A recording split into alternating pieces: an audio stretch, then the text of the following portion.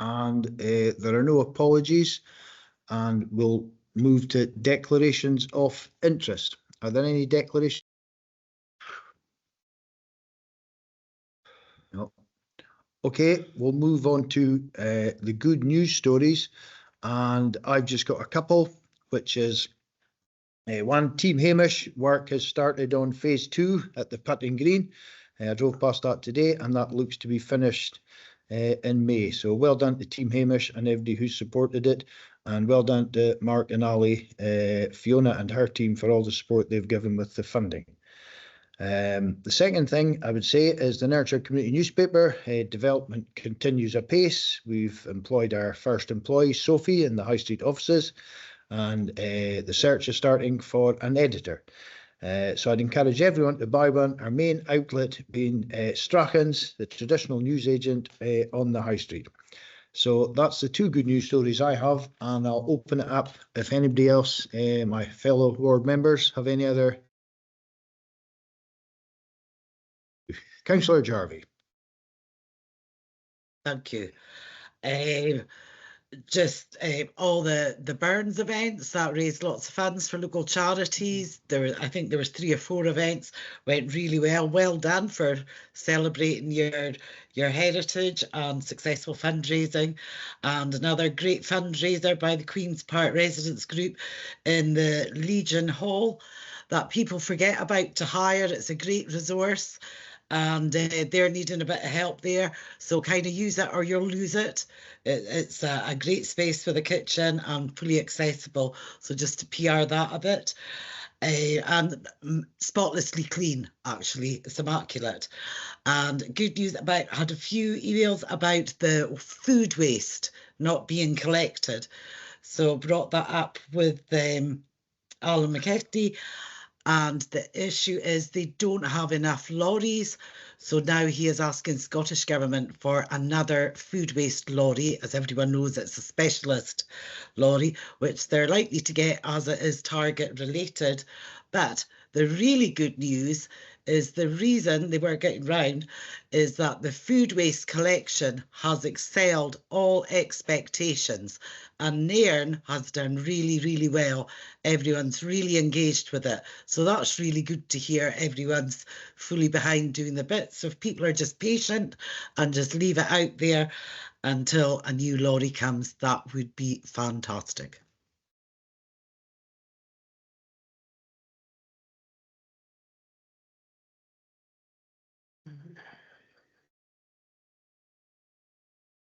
Thank you for that, Councillor Jarvie. I've not seen any other hands going up, so we'll move on to item 4, which is Community Regeneration Fund. Now we've 2 proposals in front of us today. One is for the East Nairn Harbour Path, which is 10,680, and the second one is the Nairn Beach Shower, which is 9,100. Both projects are delighted to support, and I'll hand over to Fiona, and Sarah's here, so I think Sarah's going to speak to it. I'll hand over to Sarah to give us some information, and then I'll come on to the recommendations. So Sarah. Thanks, Chair, and morning members. So yes, the CRF allocation for 23-24 for Nairn was £165,396, and we've awarded just over £108,000 to date. That's left funding remaining of £56,888. The 2 applications under consideration by members today have a total grant request of a value of £19,781.28. So I've undertaken a technical assessment of the 2 projects and can confirm that both projects brought to members today are technically eligible. The RAG assessment spreadsheet has been provided as an appendix to help members with their decision. The assessment is made against the information provided by the applicant during the application process, and where the project has been awarded red or amber against the criteria, it's just to highlight that this doesn't reflect an eligibility issue, but it does flag up there's concerns, for example, around match funding or consents that are still pending, or there's been a lack of information provided. So members are asked to either approve, defer or reject applications under consideration, and in the case of approvals, agree the grant award amount and any conditions they want to attach. So reviewing the RAG assessment spreadsheet, both projects have scored well and understood to be straightforward in delivery. The East Harbour Path has been given an amber due to only having one letter of support. However, this is from Nairn Access Panel, who have highlighted the need for the project, and it's been ranked red for match funding as the project's requesting 100% CRF funding. And it's also ranked amber under value for money just due to lack of information provided at the application towards the community benefit the project will deliver. And the Nairn Beach Shower project has ranked green across the board with the exception of match funding, which has been given a red on the basis that the project is requesting, again, 100% CRF funding. So I can hand that back to you, Chair, if there's any wider discussion about the projects.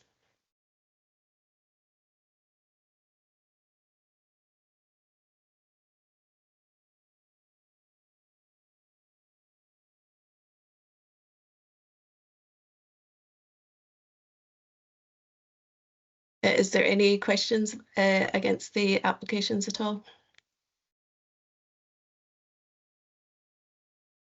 Apologies, my microphone was off. Barton's Green. Councillor Jarvie. Oh, okay. You're not speaking. I No, will it do, was- but I'll let you speak first. Oh, okay, sorry. It was just to say, maybe to Mark, in with the, I support both projects, by the way. I'm really surprised there's only one letter of support for that path because so many people will benefit. People maybe just weren't aware about this because it's certainly been something that's been raised. So I think there is more support than the one without a doubt.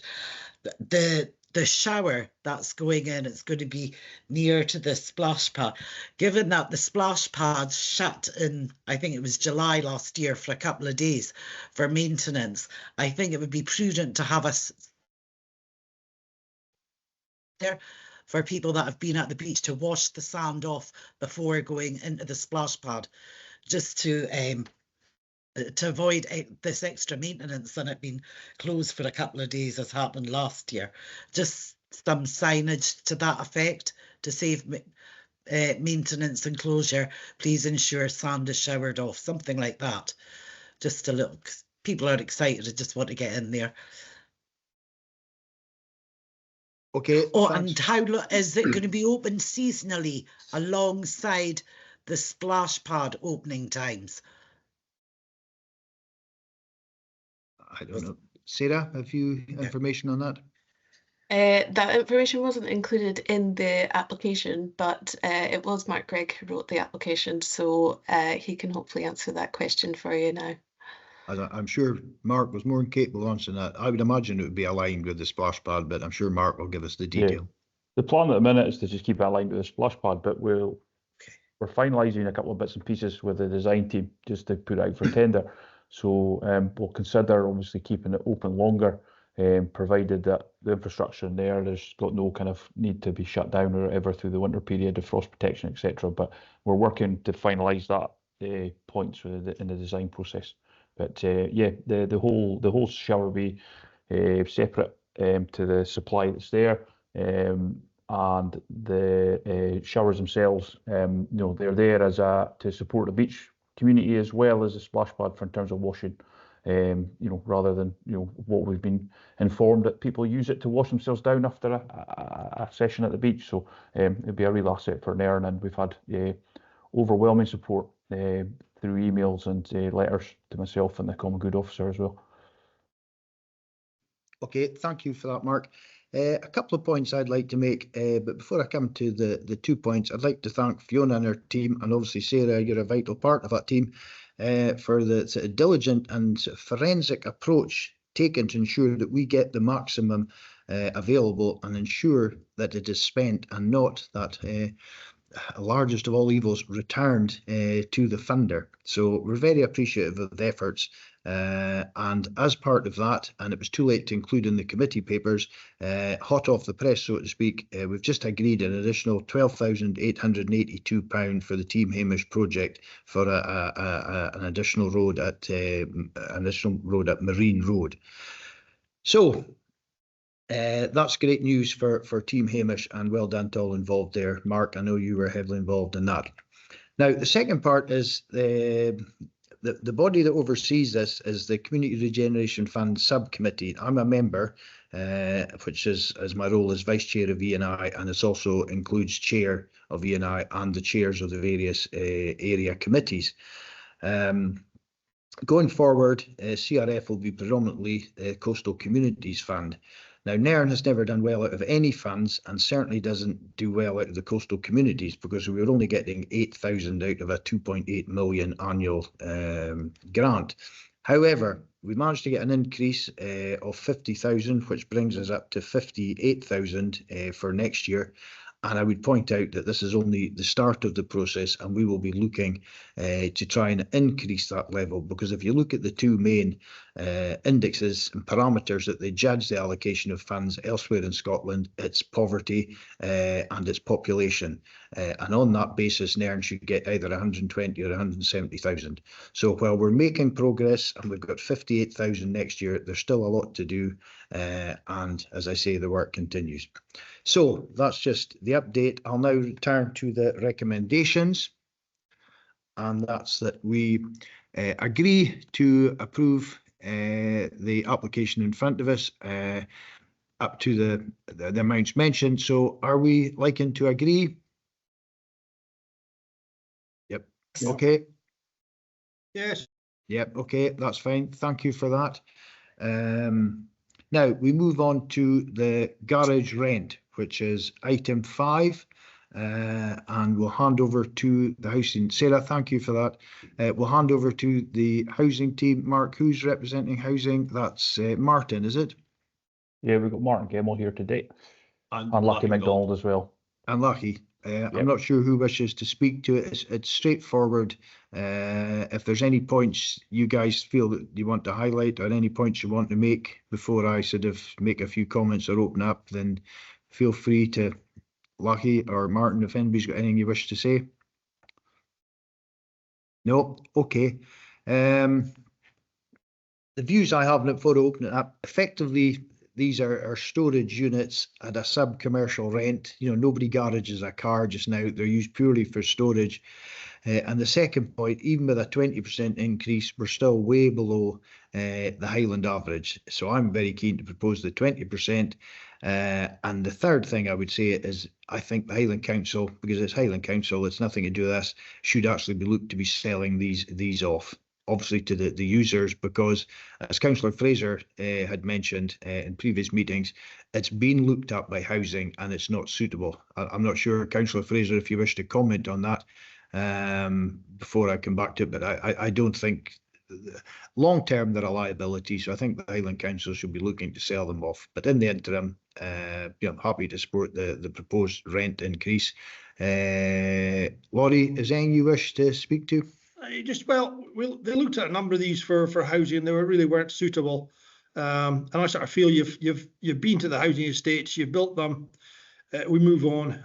Yes, you could sell them. I'm quite happy to sell them to the running tenants, because they have got a fairly high value if you're buying them, and you can also sell some of the land just for garage sites, because there's quite a number of these garages that are not fit for. They've been demolished and the land is sitting there, so you can have a 2-tier sales. But I think first thing is we better get a report in actually to consider whether it's the right idea or whether it's in the best interest of housing, and possibly take views from some of the residents' associations. You know, likes of Queen's Park Association and some of those out at Balmacheath Park, where the majority of sites, and around Shield Square, where the majority of sites are. Okay, thanks, Em. Well, we'll look to progress that to Mark to get a report to a future committee to look at selling them off, the viability of selling them off. So I will come back if anybody else wishes to speak. I'm looking around. I'm not seeing any hands up. So guys, thank you. We'll just move. Oh, sorry, there's a hand came up. Councillor. Yeah, I would like to see consultation. Sorry, Barbara, sorry. Paul had his hand up first, so we'll come to Councillor Oldham. Yeah, sorry, Mark. Can you just confirm what exactly you're proposing? Is it a 20% increase? Yes. Right, okay, thank you. I concur with that. I think you're absolutely right. That still puts us only 90% of the average Highland Council. Yep, sorry. Councillor, thanks, Paul. Councillor Jarvie.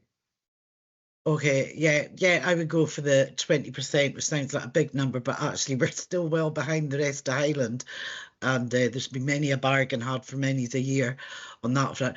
Yeah, I would, before there's any move on selling garage things, as Laurie said, I would like to see a consultation about that. And I know there's some community groups that have been looking for storage. I would like to explore that and funding for them, to, you know, have that option in there, rather than these things just disappear and you have handy storage and a handy space in the right location for some of these groups.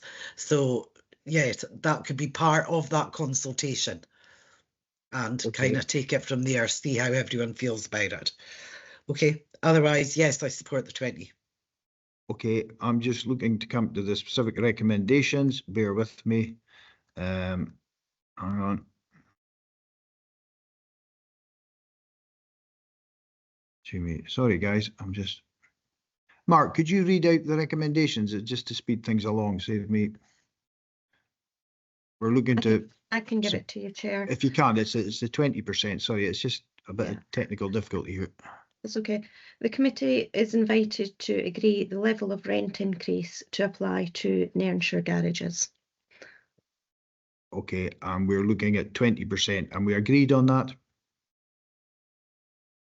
Yes. Yes, agreed. Okay, thanks for Yes, that. agreed. Right, we'll now move on to, we're moving on to item 6, which is the housing performance report. It's self-explanatory. I don't think we've got an officer here to speak to the report. Chair, I can speak to the report, Chair, members. Okay, yes, sorry, my apology, I didn't see a hand go up there. Okay, yes, fire away. Right, okay, in front of you is the housing performance report. The report provides information on how the housing service performed in relation to the Scottish Housing Charter and other performance indicators. I draw your attention to item 6.3. This is the average time to take to complete emergency repairs, and the target is 12 hours. The benchmark is 4 hours, and our performance for this quarter is 8.9 hours. So we're still well within the Highland Council target. 6.6 sets out the average time taken to complete non-emergency repairs. The target is 8.9 days. Our performance is 6.8 days, and the SHN benchmark is 9 days. So again, we're well within that target. Void management, this sets out a 7.2, sets out the average relet time. The target is 35 days. The SHN benchmark is 56.7 days, and Q3 performance was 29.2 days. So again, we're still well within that. Table 8.3 sets out the capital programme. This is a 5-year programme with slippage acceleration. There's still 2 years of this programme to go. And that sets out the figure and the spend to date. Thank you, Chair, members. Happy to take any questions. Okay, thank you for that. There's a lot of information there.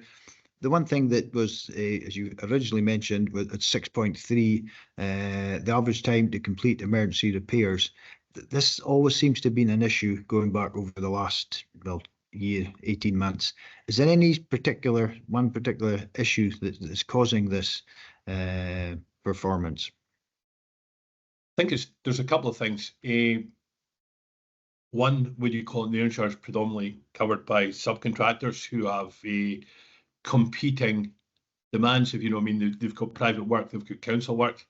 And I think the other factor is sometimes that they'll sometimes hold on to lines, they'll go out, they'll do the repair, wait if there's materials needed rather than complete it with the make safe. And then if there's materials, they'll get a follow on line.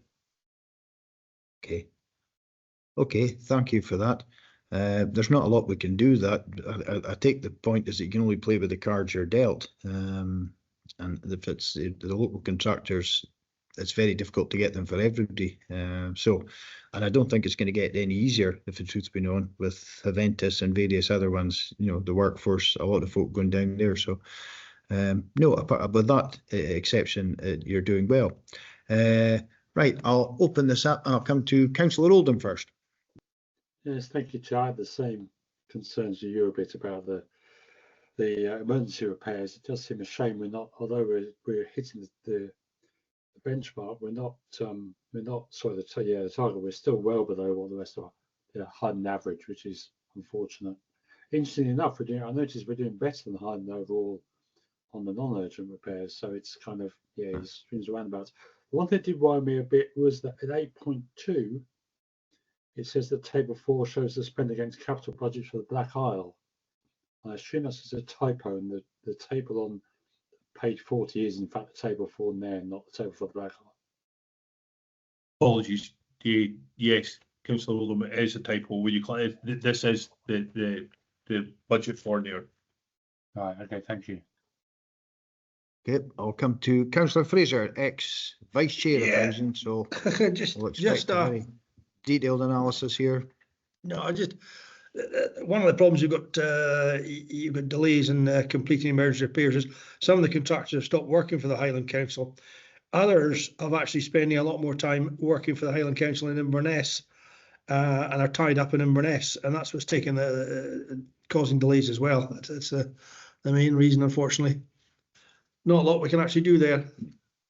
Okay, thanks for that, Laurie. Okay, we're just asked, there's no other information. I thank Lachie there for the information and for his report. Now we're just asked to scrutinise and note, so it's been noted. So thanks, guys, for your input. We'll now move on to item 7, which is the police report. And we have Ross McCartney. Ross, nice to see you as always. Good morning, Chair. Sorry, yes. I think Councillor Jarvis got her hand up. Sorry. Yeah, well, I take precedent over there, so I do my preamble to begin with, and welcoming you to the Nairnshire Committee always takes precedent over specific requests. So delighted to welcome you. Thank you for that. Nice to see you again. And I'll go to Councillor Jarvie first, and then I'll come back to myself. Councillor Jarvie. Actually, it was for Lachie, but I think he's gone now. Okay. I'll email him. It was about Rate Your Estate and the wiring. I'll email him and tag the other councillors in. Okay. Okay. So apologies, Babs. I must have missed that. I'll cover it. Okay. Ross, there's a very detailed report there, and thank you for that. And we'll go through the various points if folk wish to raise them. I think it's self-explanatory where we are. There's two things I'd like to say. That's the South Area report. Firstly, is it possible to get something that would be shaped around Nairn or Nairnshire? Is that quite straightforward to do? I always think look upon it as a balance sheet, and you just take various codes, and you actually can come out. You can take the information that's required out of the overall report. If that was the case, then that's something that would be of interest to us rather than a report for the South Area. And then the second thing I'd ask is, in that report, what are your areas that you're focusing on? Because it's very detailed and it shows you the wide range of issues that the police have to deal with. And it's just where your focus is for the coming year for Nairn. So if you can address that 2 points, and then I'll open it up to other members. I see Councillor Oldham's got his hand up.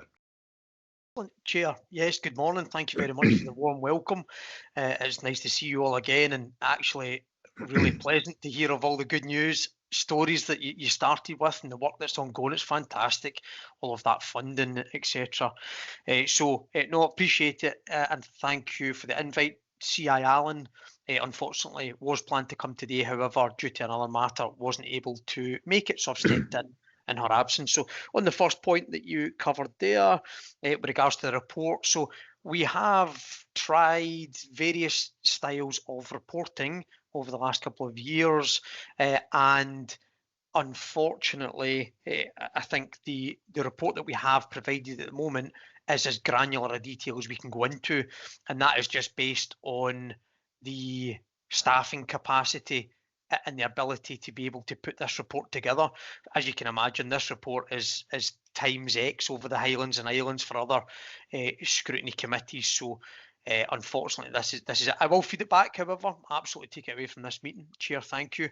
And just in relation to 2025, so I've got a bit of a brief here from CI Allen, which we'll just quickly read out, and essentially it's that CI Allen meets with the three inspectors in South Island, so myself and Lochaber, Craig Johnson in Badenoch, Shrewsbury and Nairn, and Ali Mackenzie in Skye, and we work as that cluster of South Highland. And we're currently working on the next areas of focus. During the 2024 calendar year, as you can see in the report, there were 9 road deaths in South Highland. 1 motorcyclist, 2 pedestrian, 3 car drivers and 3 passengers, unfortunately, tragically lost their lives. So we're working with our colleagues in the Roads Policing Department, particularly around the A96. Our joint focus on road safety is reflected in the increase that you can see in the report on detected drug and drink drivers, which will continue to be a priority of enforcement for us. We work with our partners in education as well to try and keep our young people safe in the digital world, which makes up a significant part of their day-to-day lives. So CI Allen certainly still remains concerned that with the confidence of the youth, that they don't always follow the advice and sometimes find it difficult to step away from harmful chats and groups for fear of ridicule and ostracisation. There are broad reductions in acquisitive crime. The exception in these figures would be housebreaking, which is obviously an area of concern for us and a focus. The numbers in the report actually relate to, the numbers in the report relating to Nairnshire are exceptionally low for the 2024-hour period. So we are obviously acutely aware of potential travelling criminals throughout the whole of the Highlands and Islands Division in relation to housebreakings. In relation to protection of vulnerable people, and specifically hate crime and domestic abuse, there has been a change in the source of the information that is presented, and that is why there's no comparison provided. So CI Allen's view is that the figures are broadly consistent in this report, which I would tend to agree with. There is clearly a significant increase in the reporting of rape, part of which may be attributed to a greater willingness to report these crimes. A very small number of these crimes recorded in this report actually took place in the Nairnshire area. Hate crimes and domestic abuse are both tracked closely locally by our teams to ensure that no opportunities are missed in respect of protecting victims and bringing offenders to justice. Although there is a small decrease in the number of missing person inquiries, which can be seen on the report, we would like to address that certainly some of these instances are extremely protracted and complex cases, which often you can see playing out in the media and impact significantly, without a doubt, on the South Island area. We're extremely well supported by our partners in responding to these incidents. We've had a significant success in the wider division in disrupting county lines activity, and whilst that is mainly focused on the Inverness area, and we want to make sure that any part of the Highlands is a really challenging place for these groups to attempt to operate. We're working through an active period of enforcement in South Highland from intelligence relating to drug supply, and whilst we work on developing that information, we're always looking to supplement that with information from the communities most impacted. Thank you, Chair.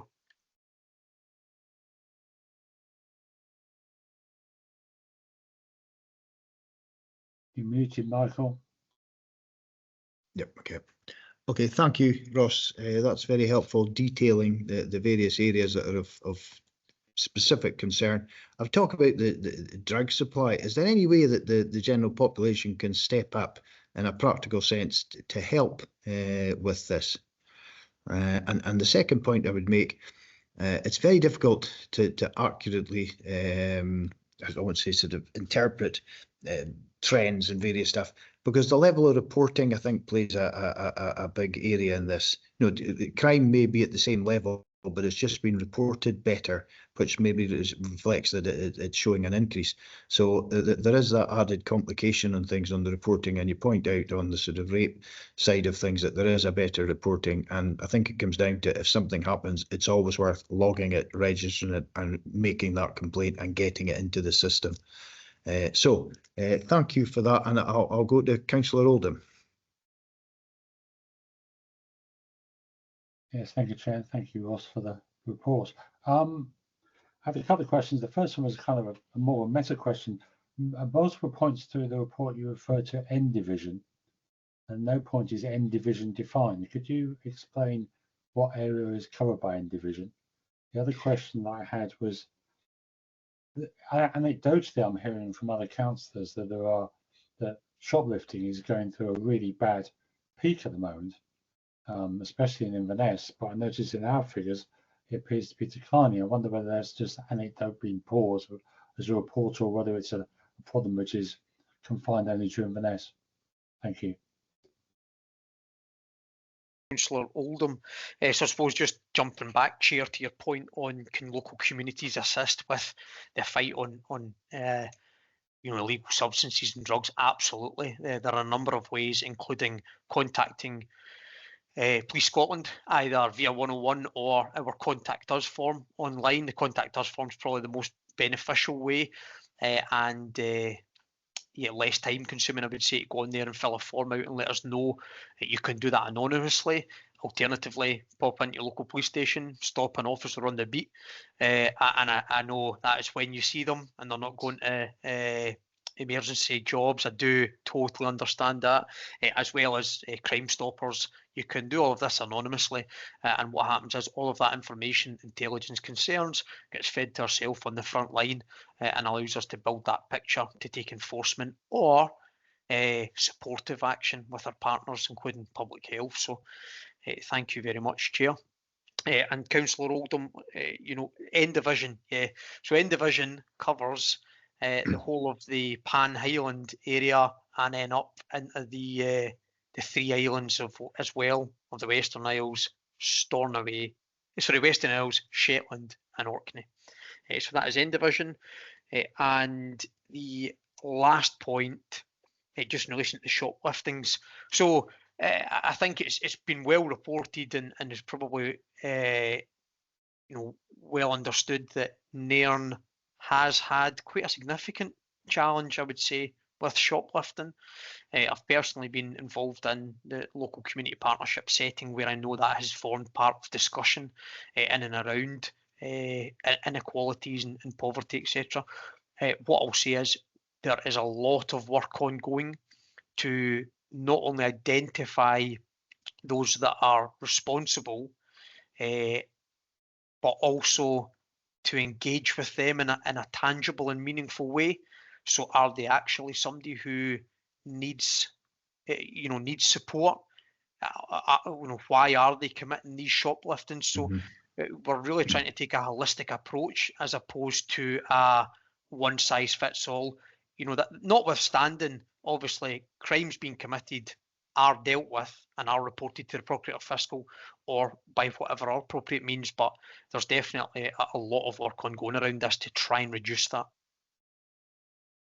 Okay, thank you for that. I don't see any other hands up, so Councillor Jarvie.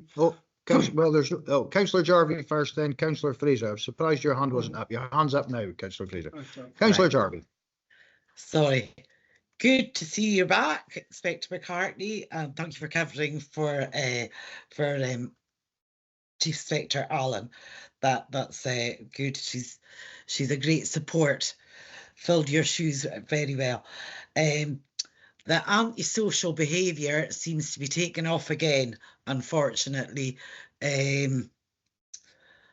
I'm not wanting to name issues, particular streets or names or anything.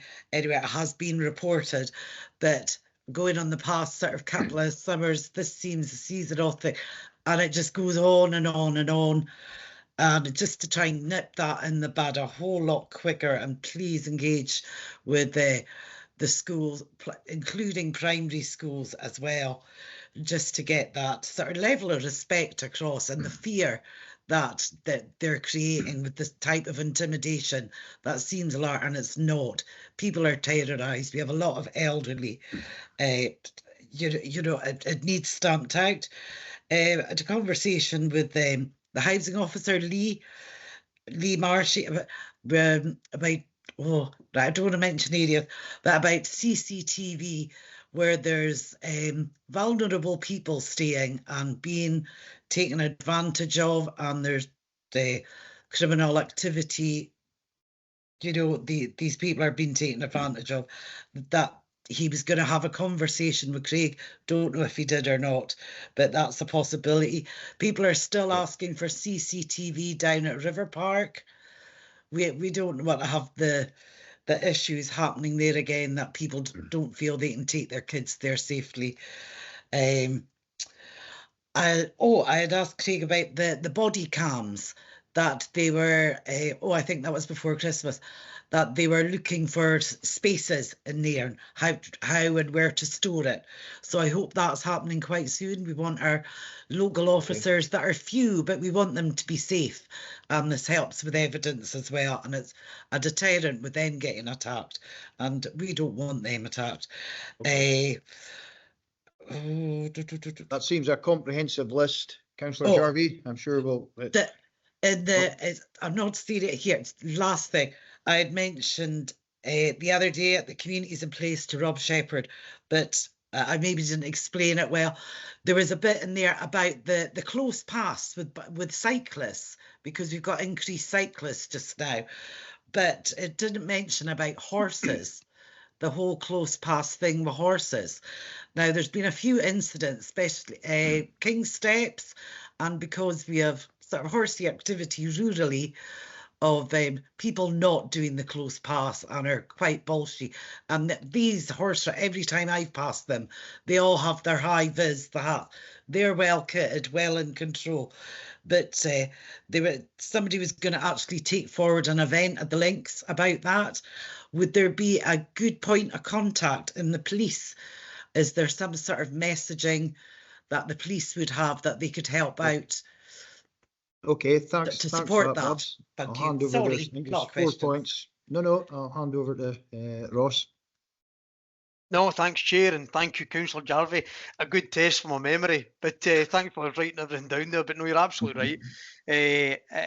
So the antisocial behaviour side of things, as you say, you know, it can be cyclical, and as we get into the better weather, longer days, people out and about, so absolutely we can take some sort of initiative to get into the schools, make sure that we're engaging on the run up to the summer holidays, and that we are out on the streets and aware. You know, the flip side to that is I would ask that any communities that are experiencing ESB, that they report it into us, so that we know, by whatever means that takes. Just letting us know about it allows us to factor into our daily patrol matrix. So thank you very much, Councillor. The CCTV in and around certainly River Park, so that's something I would need to defer to the council on, because, correct me if I'm wrong here, but I think that would fall under their remit. I see nodding. Okay, so that'd be great. Albeit what does fall under our remit is exploitation of vulnerable people. So concerning for me to hear that we potentially have vulnerable people in the community who are being exploited criminally or otherwise. So again, what I'll do is I'll take Lee Marshy's name away. I'll link in with Craig and make sure that that meeting has happened. And if not, that it does happen very soon. And we have a full awareness of that. So thank you. Body cams. Positive news, they are on the schedule to be rolled out May, June for our area. So the hubs are all identified and the process has been set up. Officers will be trained over the next 2 to 3 months, and then you should hope to see officers out in the street around about June with body cams on, hopefully. So that's certainly welcome news for us. And close pass, which is a very good point you raised there. Close pass for cyclists, I have heard of. Close pass for horses, I'm going to have to admit defeat on that one and say that what I'll do is I'll take it away and I will link in with our roads policing department just to see what we can do. But certainly Craig Johnson would be your main contact. He can then reach internally into the police to make sure that we support that event that's possibly going to go ahead in the future. Great. Okay, thank you for that. Thank you, Ross. I'm sure one of the pleasures coming to the Nairnshire Committee is to be challenged by ex-officers. So I'm now going to hand over to Councillor Fraser, who, in a case of gamekeeper turned poacher. So Councillor Fraser. I just wanted to know about how we're getting on with speeding. I seem to get more complaints about rural roads, Cawdor, Tradespark Road, House Hill, the Grantown Road, rather than in the town itself. We do get complaints in the town, but I don't think the town's really a problem because you're restricted due to all the obstacles. Just wondering how much you actually do in the within the county area. Yeah, out in the rurals. So thank you very much for your question, Councillor. So I am aware that the local officers do take the speed detection equipment out with them. I know that there has been links in with Cawdor around speeding. Over and above that, I would need to link in with Inspector Johnson just to make sure that we are out there doing it. But as I say, I'm aware from local knowledge that they have been out and they are committed to, as we all know, reducing speeding, especially on the rural roads, because as you say, the main focus tends to be on the main roads when actually there's more risk on the rural roads. So no, I'll take that one away, Councillor, and make sure that it's happening. Okay. I think timing is everything, Councillor Fraser, and as the Cawdor Community Council meeting tonight, I'm sure you can feed that back to them. In all seriousness, Cawdor is a real concern because as the A9 becomes busier and busier, and as the roadworks at Nairn and Delnies, and there's roadworks elsewhere on the A96, more and more people are going to take it as just a viable option to say I'm almost as quick and it's much more pleasant. There's not so many log jams going by the country roads. So if you can feed that back to the team, and if they can actually say, okay, that's a choice you can make, that's the choice that's open to yourselves, but you're not going to speed. And especially it's a real concern coming through Cawdor and that back road through Foynesfield to Alderm. So if there's any sort of capacity in the system and they're looking at where they're going to be targeting, that around the Cawdor area would be much appreciated. So on that note, Ross, I'll look to see the recommendations. Well, thank you for your input as always. A pleasure to catch up. And we're just asked to note the progress made against the objectives set within the Highland Local Policing Plan 23 to 26, Year 1, and change the format necessitated by reduction in the back office capacity to prepare additional area committee reports. So members asked to note, so noted. And Ross, thank you again for your attendance and nice to catch up as always. Been a pleasure, Chair. Nice to see you all. Thank you. Thanks, Okay. Ross. Thank you for that, Ross. Yeah, bye-bye. Next one. Okay, guys, we move on apace. We'll now come to item 8, and that's the Area Road Capital Programme. And we're fortunate, we've got Stephen Grant, the Roads Operation Manager here. There's a detailed report. We thank you for that, Stephen. Myself, I look in Appendix 3, which I think is the most important part of it, and the various projects where 586,000 will be spent this year. The areas that require work, areas that are highlighted is where the work will be carried out. The other areas, I presume, will be where it will happen next year as and when funds allow. So on that basis, I thank you for the report. And I would see if there's anything you wish to highlight before I open it up to members. Stephen. Thank you, Chair, and good morning, members. Really, the report really kind of speaks for itself. We're in year 2 of the 3-year extra capital funding. So we've kind of did a good bit sort of this financial year. This is the year from April 25 to April 26. It's kind of split into two as usual. Appendix 2 represents any resurfacing, so basically tarring. Appendix 3 is there's one job in there for surface dressing. It's quite a long job, 6.5 kilometres from Foynesfield to Claphampton.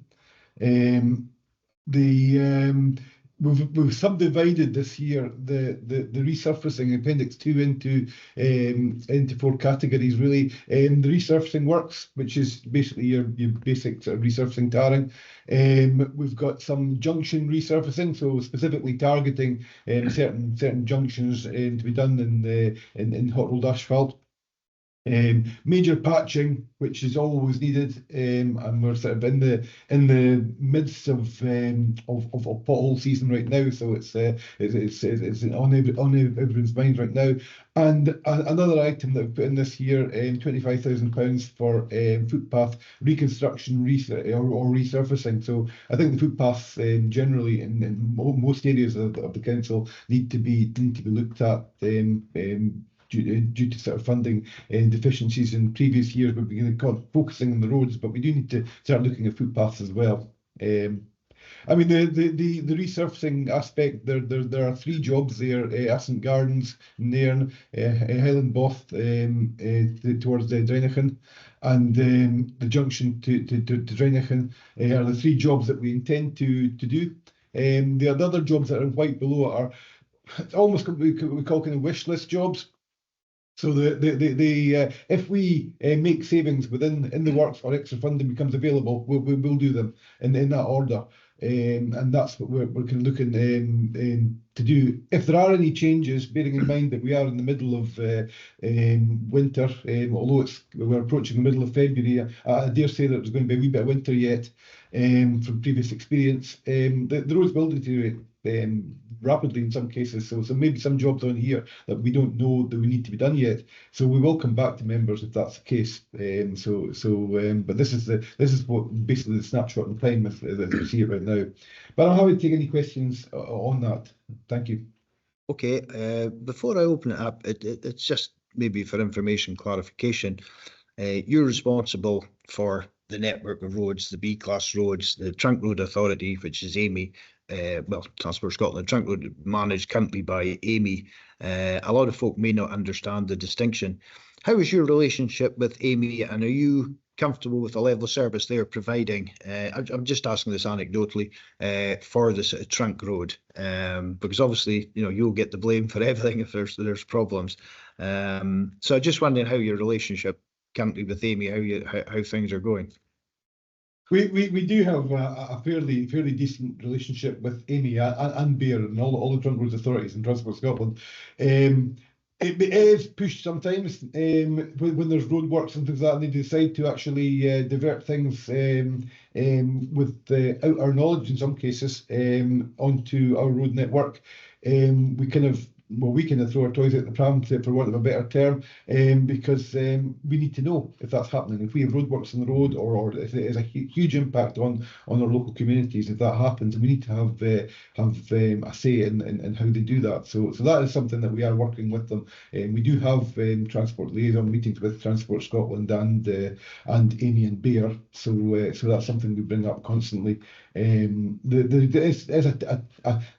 We do tend to sort of feel that sometimes that we are kind of it's almost like they want to plough on regardless and keep us as an afterthought. But again, it's important that we have that voice and we are heard. Yes. And we are the advocates for the for the Highland Council roads. So yeah, I mean we generally have a decent relationship, but we are constantly talking to them about communications, improved communications.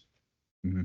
But we meet on a regular, although quite infrequent, but a regular basis with both Amy and Transport Scotland. So any specific concerns you can feed back to Mark, and we will certainly raise them on your behalf at that particular meetings. So thank you for that. I'll come to Councillor Oldham. Councillor Oldham.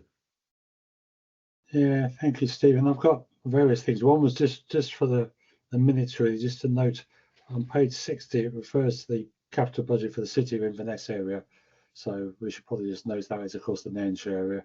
On Amy, as I'm sure the rest of us have, we've been getting a lot of complaints about the Delnies traffic lights. In fact, I've mailed Barrett again this morning about that. However, what is happening, which Highland Council I think should be able to have some input on, is we've now twice had temporary traffic lights put up at the junction between the A96, Mance Road and Waverley Road. So those are two roads which are Highland Council roads. The second time they did this, the first time was bad enough. The second time was last Tuesday, and they put them in Tuesday night. And of course, what was happening was traffic was backing up from there back to the Delnies traffic lights, and the whole system was gridlocked completely. I've had multiple complaints about this. Now, I don't know whether they have to ask your permission, but they were putting traffic lights onto your roads. And to my mind, I'm sure if you'd have known that, you'd have said, hang on a minute, but you shouldn't be doing this at the moment because you've already got the traffic lights at Delnies. So please don't comment to that. The other thing I was going to ask was, in relation to this paper, what was about white lining, because I know it's sort of on the edge of this, but there are multiple places around Nairn where we need white lining, not least Bucklow Road is down the road from me, where the traffic calming now, the give way markers have just disappeared. So we're getting more instances of people who are just driving through the wrong way. I just wondered where you were on that, on white lining, and also yellow as well. Okay. Thank you. Right, Stephen. Okay, thank you, Councillor Oldham. I'll look into that A96 flow issues. I'll speak to the Nairn team and just see where they are with that. Sorry, first of all, I apologise for the typo in the report. So I think that should have been checked. So I think, but the A96 flow issues, yeah, I'll check with our team, because we should have been notified about that, and I'd be disappointed if we have been and they haven't taken that into consideration. But we will bring it up with Amy. In terms of white lining is a big issue in the council. Council have made sort of big moves forward in investment towards improving our white lining. North of Scotland, we tend to the big lining contractors tend to be attracted to the central belt areas where they make big money. It's difficult to actually get them up here and do work for us. Council has invested in money on road marking equipment and a road marking team, which actually came online just about probably the end of the summer, towards the end of the season last year. We hope to get them back shortly. But into the Nairn area as well as some other areas. But they'll really come online round about sort of March time, when the weather's better, when there's less salt on the road and bits and pieces, where we've got a chance that the lines will actually stick on the road. So that's something we do.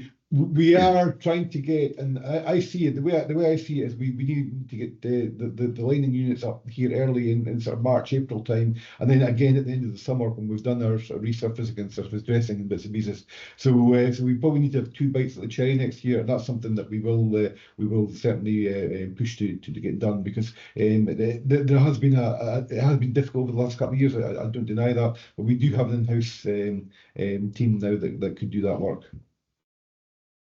Okay, thank you for that. We'll come to Councillor Fraser. Yeah, it's a quick one. I see you've got Clementon to Croy for a resurface, but is that not an Inverness road? I remember they were taking out leafy bends, and it was all Croy and Inverness that were doing the shouting and bawling over that. That's the first one. Second one, I was actually up in Amy's offices the other day. Quite impressed with the equipment they've got. Telling them exactly where the boundaries are and exactly where they what's their responsibility and our responsibilities. And I'm just wondering, have you got the same sort of IT equipment that they've got, which gives you, literally to the inch on footpaths where the boundaries are? We do have good technology in terms of we have a system called the WDM, which is a GIS-based system. So it does tell you where the sort of boundaries are. The bit between the Cleventon and Croy is a bit of a kind of grey area in terms of who and what and I need to actually go back and look at it. Rest assured, if it is the case that it is in Inverness area, then it will not be coming out of the Nairnshire budget. We will rehash. We'll do another job on that list if that's the case. But certainly, there is a bit of a sort of grey area as to where things are in terms of roads, and. I do know at the time when we were putting together this programme, there was a bit of sort of disagreement between the likes of Craig and John Taylor, who's now retired, over what was actually what. Well, I know that Cleppington to Gollenfield Crossroads is a shared 50-50, but I always thought the Cleppington to Croy was Inverness because of the row they had over the getting out the S-bends, the leafy bends. Because that was all Croy and Inverness, and that paid for that. Okay. That was why. I'm just not exactly sure where the boundary there is. Yeah, I'll do a bit of digging with Elizabeth McKeever and find it exactly, and we'll get that marked clearly in our WDN system. But yeah, we do have a system that it's a case of like any system. It depends on when you make certain changes in different agreements. I think it's quick as information goes in, or accurate as information goes in, and how it's kept up to date. So I'll just check with Elizabeth, and I'll check with any sort of historic agreements, and we'll get that changed if it's needed. Yeah, thank you. Okay, I'll Babs, if you don't mind, I'll go to Paul because I think he wants to talk on this particular matter. Then I'll come to yourself. But before I come there, I'd have to spring Councillor Fraser to the defence of our ward colleagues in Croy and Ardersier.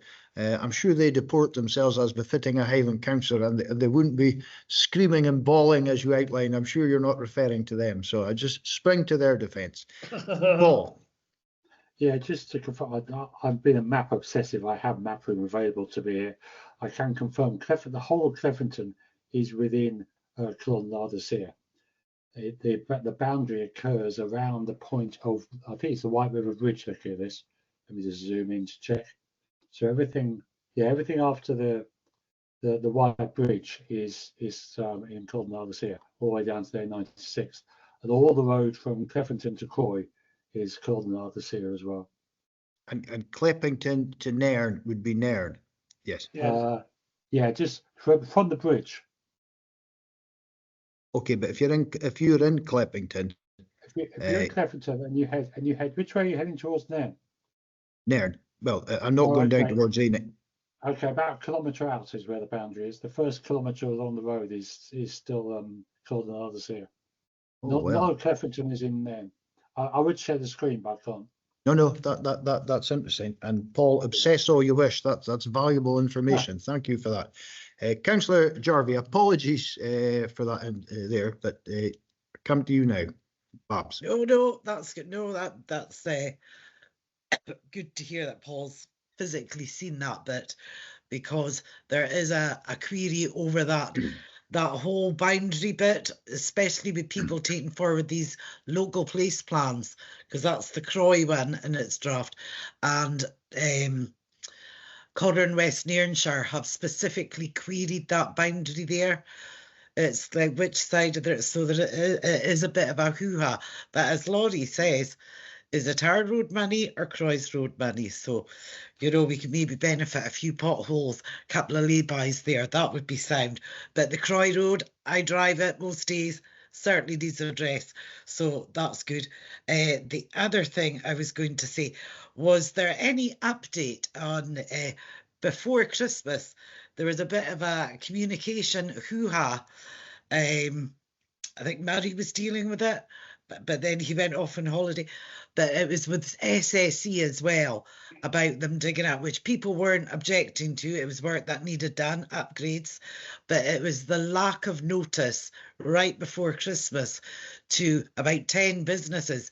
I think when people are looking at maps in these map rooms, they just assume Codder is just a little hamlet of houses of retired people. There's about 10 businesses in there, and to literally shut down all of those roads, really limited, on the 2 weeks before Christmas, it was really, really bad. Absolutely flapping panic there. And there was some clarity needed on the road past the down from the tavern as to who actually owned that road, and then it got abandoned. The plug got, so has that come back, and could it come back in a bit more notification? I think SSE were part of the issue as well. Okay, But, Babs, thanks for that. Stephen. Thank you, Councillor Jarvie, and also thank you, Councillor Rowland. With notice you put the map in the chat, so thank you for that. But to this Councillor Jarvie's point, yeah, I mean, we're at the mercy. We're also, as a roads authority, we're also the actual sort of custodian of permission to actually go onto the road. It's not really our job as the roads authority to go and tell the people about other people's work, but it is our responsibility to make sure that these other utilities or contractors or whatever have done the necessary work before we allow them permission.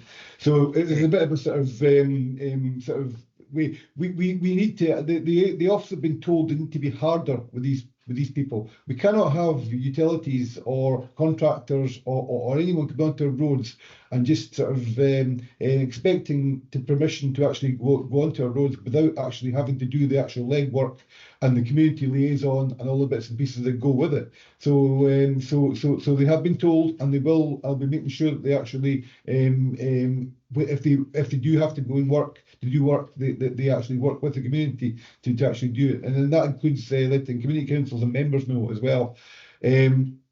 We can't stop utilities under the Roads and Street Works Act from actually entering the road. So it's one thing, we can't prevent them from doing it, but the controls are within the Street Works Act to allow them to do it in an orderly fashion.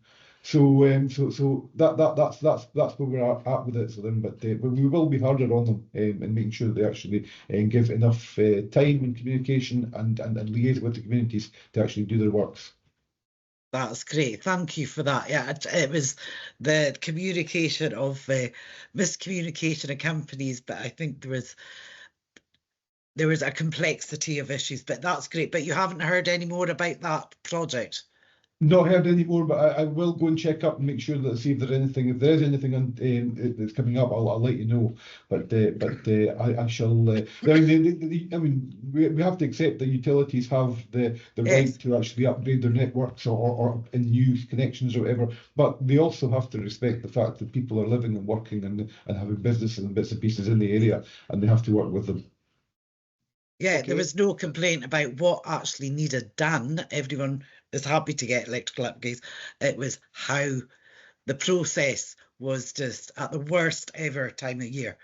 But thank you for following that up. Okay, right. Okay, Stephen, thank you for that. And thank you to Councillor Oldham for that forensic approach. And you keep obsessing on maps.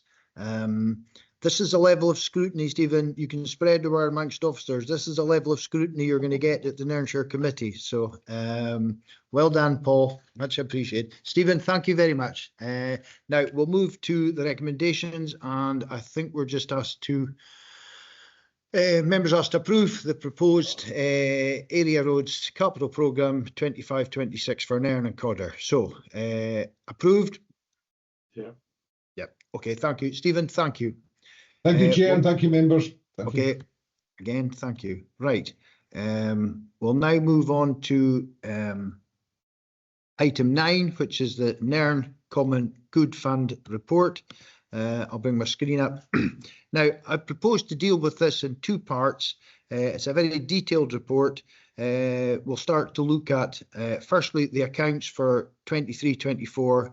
We'll deal with that, and then we'll move on to the budget for 25-26.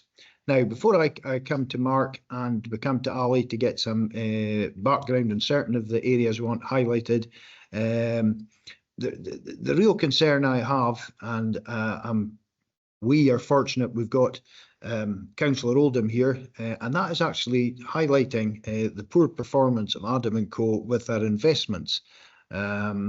Now, as again, I would maybe turn to Councillor Oldham, who would give us some background on this, but I think we've met as councillors and discussed this, and I think Paul would give us maybe put some detail on our concerns. So, Paul, if you could maybe speak to what your views are on, as a valued member of the Investments and Pensions Committee, detail on Adam & Co.'s performance. I actually chair, thank you, chair of the Investment Subcommittee now. Yeah, as you can see from the report, my apologies, Councillor Odom. I was not unaware of your recent rise in there, but comes as no surprise. As you can see from the report, the performance is frankly disappointing. They achieved a return of about 5%, which frankly they could have got by just sticking it into money market accounts. And we expect better than that from them, really. We have invited, and this isn't just Nairnshire, they also look after the Inverness Common Good Fund investments, and also there's 2 other funds relating to cemetery and something else. But we're inviting them to the next meeting of the Investment Subcommittee to discuss their performance. And my prediction is that we may well be looking to move elsewhere unless they can show some suggestion that they're going to improve their performance over the next year or 2. Thank you. Okay, thank you, Paul. If I remember rightly, Councillor Fraser, you could probably support this. It was back 2013-14 that it was the much missed Councillor Colin McCauley who was instrumental in suggesting and actually actioning that we go along with Inverness and effectively piggyback on the bank of the services provided by Adam & Co. They always say you should judge these things in the long term. Well, we've certainly got the information in front of us to make a decision. So very happy to follow Paul's suggestions on that. Okay, that was the point I wish to make. I'll now turn to Mark, and there's a few areas he wants to highlight, and especially around the support that we're giving to the games. So, Mark, areas you wish to highlight here as regards to the 23-24 accounts, and as we've discussed, actually highlight, amongst other areas, the support that we give to the games. Mark. Thank you, Chair. Morning, members. The paper itself, it's been broken down, obviously, across the statement and the accounts for 23-24. It's also given me a Q3 monitoring statement, also details the budget for 25-26.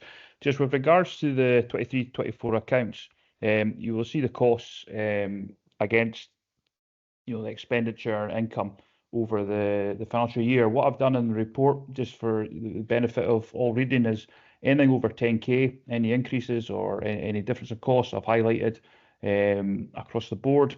We also see where some income that we received in the 23-24 accounts, which relates to the previous year before that's come in, and that's such as the costs against the splash pad, because there was none for the previous financial year in 22-23, but there was also 21-22 parking costs come in from the previous year. So you'll see in 23-24 there's nothing that relates to that or for this year or relate to that. So there's been some income and expenditure you can see outlined in the report quite clearly, that we it was one off because it's carried over from previous years, or we didn't have it in place in relation to that.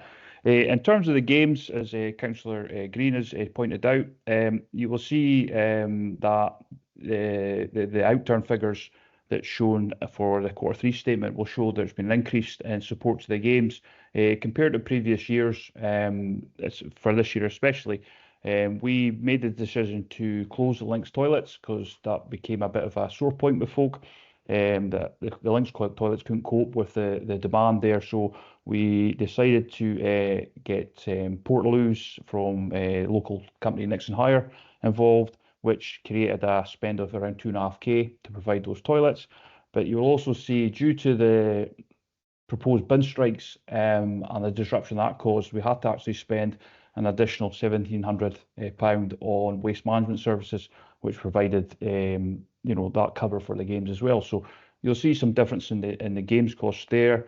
As always, we're looking to support the games, but the other cost we give the games is 3.5k from our events and festivals budget, and that has been agreed in previous years' committees as well, and you will see that we've covered that again this year. So general overview across the board.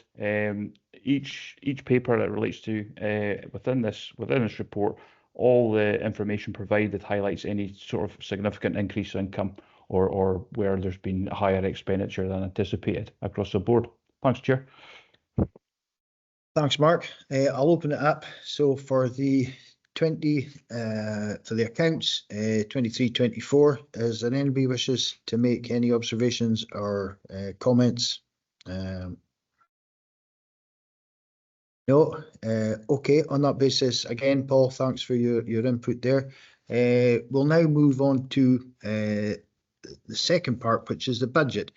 Now, there's a couple of points I would raise, and I would say I'm raising this on behalf of 4 councillors, that we have joint concerns in this, that we're not operating on a level playing field. I.e., it appears to be that those common goods with money, i.e. Inverness and ourselves, pay for services, whereas common good funds that have no available cash but have assets appear to receive these services free of charge. So what we're looking for is, why are we not operating on a level playing field?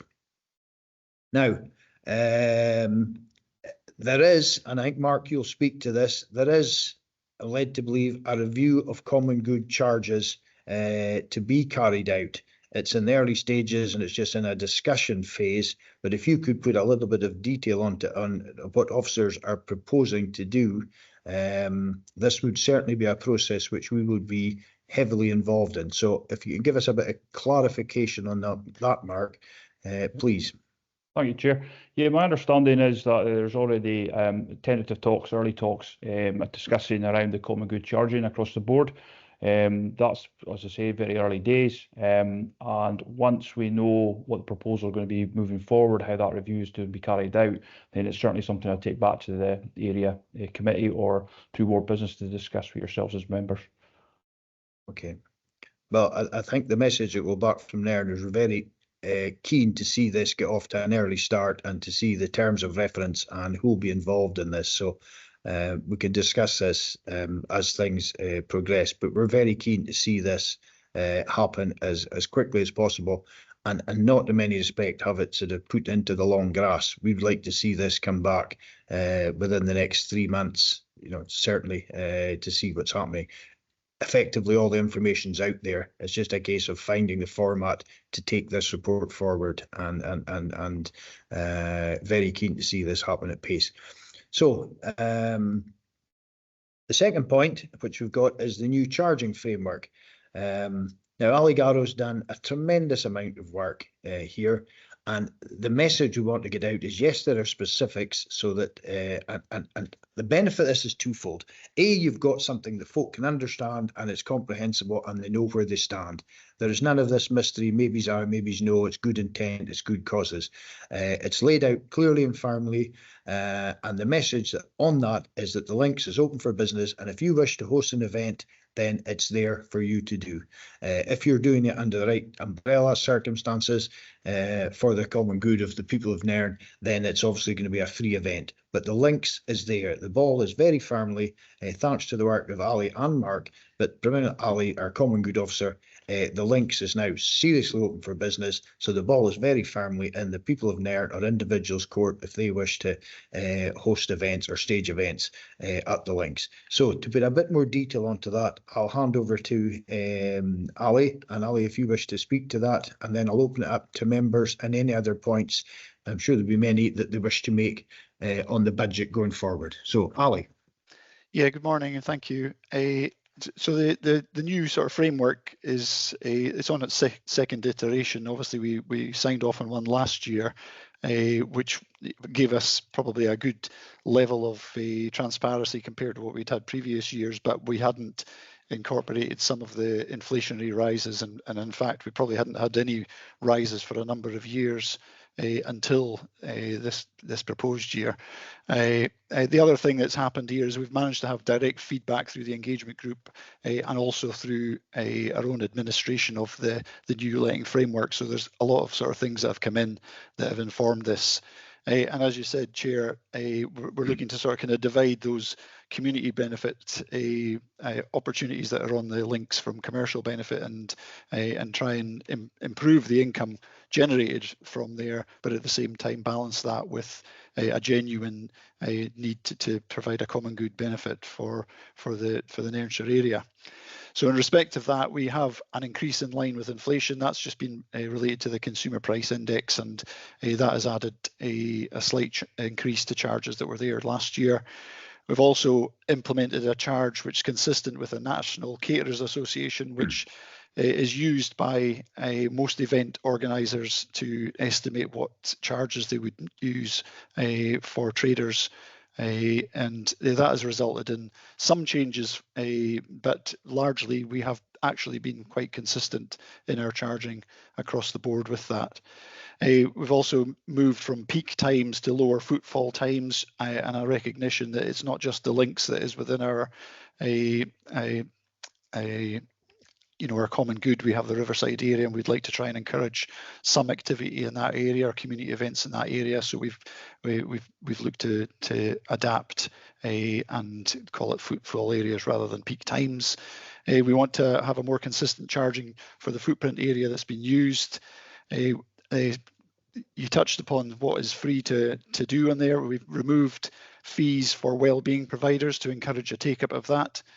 So what we're looking to do is to try and encourage people who are involved in things like boot camps or yoga, events that don't come with a stall, if you like, to encourage them to come along. We're still asking them to register with us to make sure that their access to the links is responsible, but we'll not be charging for it to try and encourage that uptake. Athletics Association and clubs have come to us previously looking to take up over large parts of the links, and we've not really had a consistent way of looking at that. So we're now looking at a percentage. If they are charging for entry fee, we'll be looking to take a percentage charge from that. The community events that we have done previously, where the council has taken a role in managing the event, we're trying to remove ourselves from that simply because our own event management guidance requires the event organizer to do all of that. And coupled with that, it creates an opportunity for those that are genuinely doing community and charity events to share the income without putting a responsibility, which comes at a cost on the Highland Council to make the event happen, if you like. So now that community events, where they're putting their own efforts in to make the event happen, they will share the income with us. We will not lose from that simply on the basis that we won't then be required to pay for the event management ourselves. So that kind of summarises it, and I'd invite any questions. Okay, thank you for that, Ali. Much appreciated. A lot of work, hard work going into that, and there's detailed information. But we will reap the benefit in the years to come within increased activity at the links and elsewhere if people in Nairn step up and utilise the opportunities that have been presented. So I'll look for any other comments that other councillors wish to make. I'll look around. Councillor Jarvie. Yeah, thank you. And a lot of work. I know you put a lot of work into this framework. It wasn't easy, but it's more transparent for other people for booking, and I'm sure it causes less queries. Could we, I mean, it's all kind of based around the links, and I know you've noted other common good areas. Could we have some sort of promotional poster or something down at the links, or when people are booking, just to highlight these other areas for activities like the Riverside and over the other side of the Margaret, just to kind of spread the traffic right and just show we've got a lot more on offer, fabulous river walks and things. And the more people that we can get using the Riverside, the less damage there will be if it's constantly populated. You know, it's different play equipment down there and a different style of, picnic tables and stuff like that. So just to kind of promote, and vice versa, promote the links, just maybe a notice board. Look, this is what you have down at the links, and then the links, this is what we have over there and over there. Stuff like that, and like the RSPB bit and things. I don't think we promote ourselves enough within Nairn. People just arrive, go one place and back out again. maybe that's a thing to work with Bid on that. I know she's got a shop sign, which is just good, but just a bit further for the whole family day out thing, so people stay and play and spend in our local shops too. Okay, Ali, if you can address Councillor Jarvie's concerns, and then I'll come to Councillor Fraser. Yeah, so Councillor Jarvie, I think you're absolutely right, and I think this was highlighted when we did the framework last year as well, that we're looking to try and do a bit of promotion on it. So I'll take that on board. We'll look to try and do something a little bit more substantial in terms of promoting this and putting it out there that the framework is now in place, that it's that there are opportunities for people to do things free, to encourage the wider common good to be used.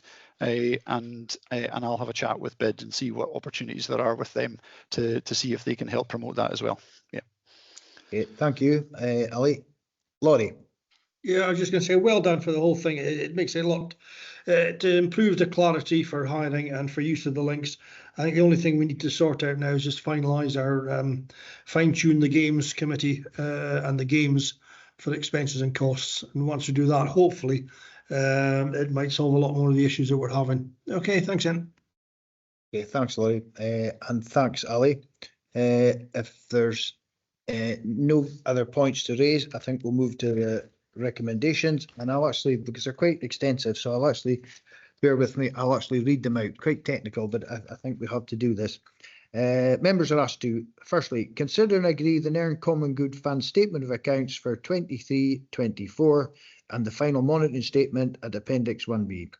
Consider and note the position of the Nairn Common Good Fund and the 24-25 outturn as shown in the Q3 monitoring statement against the budgets presented at Appendixes 2A and 2B. Thirdly, agree the Nairn Common Good Fund budget for 25-26 detailed at Appendix 3. And lastly, point 4, subject to consideration of the 25-26 budget, agree the revised Nairn Common Good Fund lets changing framework at Appendix 4 for implementation from 1st of April 2025. So are we considerate of these and are we agreed? Yes. Yeah. Yep. Thank you for that, guys.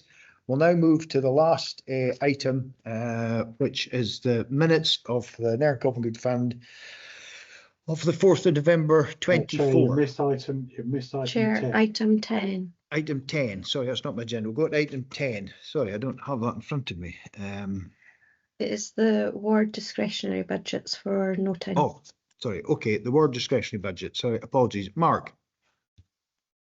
Yeah, so all you've been asked members to note all the payments that have gone out this year from the ward discretionary fund. They're all outlined within this section of the agenda. And it's just essentially to say for members to note that we've put the money out. Okay. Councillor Oldham, you wish to make a point?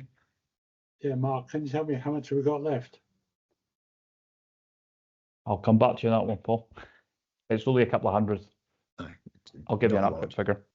Not a lot. Okay, so item 10, we're agreed to note that. There's no other hands raised, so we'll note that. And then we'll move on in a timely manner to item 11, last minutes of the Nairn Common Good Fund, 4th of November 24. A fair and accurate record. Could we have a proposer and a seconder? Proposer, Councillor Oldham, thank you. Seconder, I look around.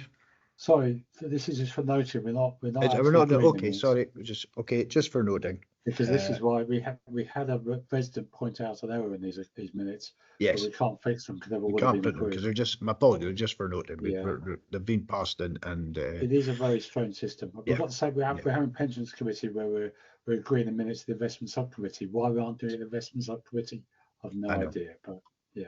I didn't refer to my own notes there, or I would have just noted as opposed to going with procedure as I thought. Okay, guys, thank you very much for that. Much appreciated. And we'll pick up on all the relevant matters going forward. Thank you.